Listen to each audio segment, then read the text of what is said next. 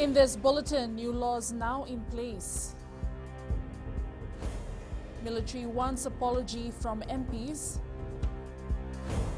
And the latest case numbers are out.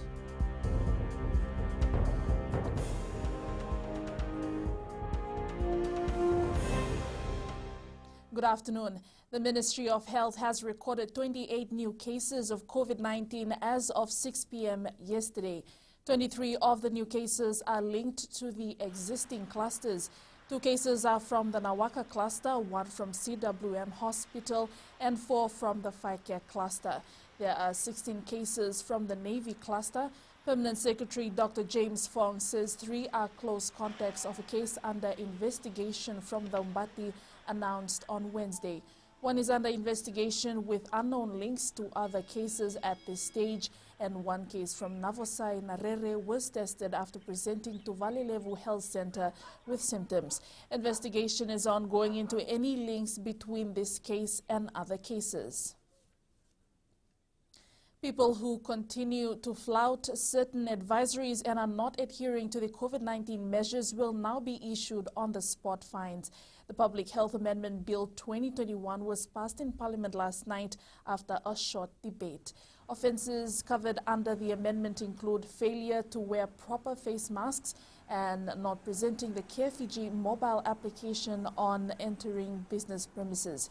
It also includes the failure to comply with curfew, physical distancing requirements and capacity restrictions for gatherings, events, public service vehicles and businesses. Attorney General Ayaz Said Kayum says the amendments also act as a deterrent, dissuading people from breaching the COVID-19 restrictions. At the moment the law is, if I'm not wearing a mask and they see me not wearing a mask, they'll arrest me or they'll take me to the cell and lock me up. The difference now would be, once we have this penalty, they see you not wearing the mask, they'll write the infringement notice, they'll give it to you, and you need to go and pay the fine. That's how the system's going to work. The reason why we're doing all of this, Mr. Speaker, sir, is because we need to inculcate a behavior, a pattern of behavior. We need to ensure compliance. We need to ensure that there's deterrence without actually causing or affecting the efficiency and the productivity. This amendment that's been brought in terms of ensuring that we can be able to provide fines as a deterrent is one of the most important as we seek to stop the transmission of the virus and bring this country to the COVID containment measures. Commander of the Republic of Fiji Military Forces Rear Admiral Viliame Naupoto has slammed statements made by opposition MPs Linda Tambuya and Simeone Rasova and is asking the 2 MPs to apologize. In a statement, Naupoto says the accusations made by Tambuya in Parliament yesterday that, quote, military officers who caused the original breach and Navy officers who breached COVID borders, unquote, and by Rasova that, quote, Army officers and Navy officers who are spreading COVID, unquote, need to be corrected as both are wrong. Naupoto says there is no factual evidence to suggest that RFMF personnel caused the initial breach. The RFMF commander has given assurance that the RFMF is committed to the national effort of containing this outbreak, and like all other frontline workers, they will not stop until Fiji reaches a COVID-contained status again. The Fiji Medical Association has set the record straight on the post-vaccine magnet challenge. Videos circulating on social media shows people sticking metallic objects to the vaccinated site. Association President Dr. Basharat Munshi says that these ideas are being fueled by conspiracy theories and are not scientifically correct. He says that the vaccine has been scientifically proven to be safe. I can reassure you and the rest of the Fiji public that this is just false. It's, so for want of a better word, stupidity to expect someone that is vaccinating you to be injecting metal into you. Looking at the number of cases of COVID-19 in the country, decision-making is vital for the Health Ministry. Minister Dr. Iferemi Wanganambete says though the cases in terms of the numbers may be big, it is within the cluster. Dr. Wanganambete says looking at the pattern associated with the cases indicates that there are more locally transmitted cases rather than community transmission. He adds cases coming from within the clusters and Fiji not getting many new community cases demonstrated that the programs in place are working. That is more important to us than having more cases widespread being picked up from the community. So, as you can see, there are some families, for example, somebody has a primary contact that becomes positive. He has a family of about 7 members, and ultimately all those 7 become positive.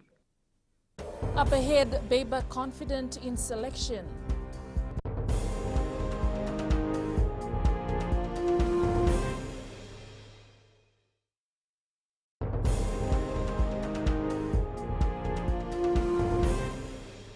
Welcome back. National Fiji Sevens head coach Gareth Beba has confidence in the team he has picked for the upcoming Oceania Sevens. With an opportunity to get players exposed to a high-intensity competition before the Tokyo Olympic Games, this just might be the one chance Fiji has. Beba has confirmed the 18-member squad announced yesterday. 5 will be dropped before, as only 13 will be selected for the Olympics in July. Beba says although Australia and New Zealand have a wealth of experience, the young Fijian side has the talent. We know the talent that can come up very quickly in Fiji, and I'm always conscious of that, but giving them the best opportunities to have a staged development process. The Oceania squash tournament that was scheduled to be hosted in Nadi is in doubt. The tournament was planned to be held last year but did not go through due to the first wave of the pandemic. It was rescheduled to November this year, but interim President Michael Irava says with the current situation, the tournament is likely to fall through again. We'll give it till maybe end of this month and then make a call to see whether it would be worthwhile to go ahead with Oceania, or we'll just probably go back to Oceania squash and inform them that the event unfortunately can't go ahead because of COVID.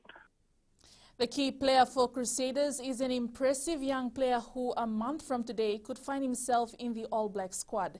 That clash with Tonga in Auckland could have a special meaning. This Fijian winger Mikaele Ravalawa last night scored for his St. George Illawarra Dragons side to secure a 52-24 win over Brisbane Broncos. It was the first time the Dragons had hit 50 since a 54-8 win over the Titans in round 3 of 2018.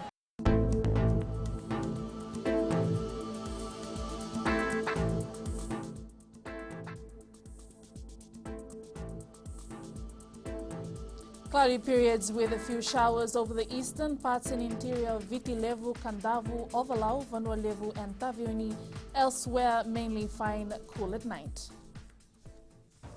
That's FBC News Now. Join us for our 1-hour major bulletin at 7 p.m. And be sure to download the FBC app to access the latest in news, sports and live radio broadcasts from any of our 6 FBC radio stations. Stay safe and good afternoon.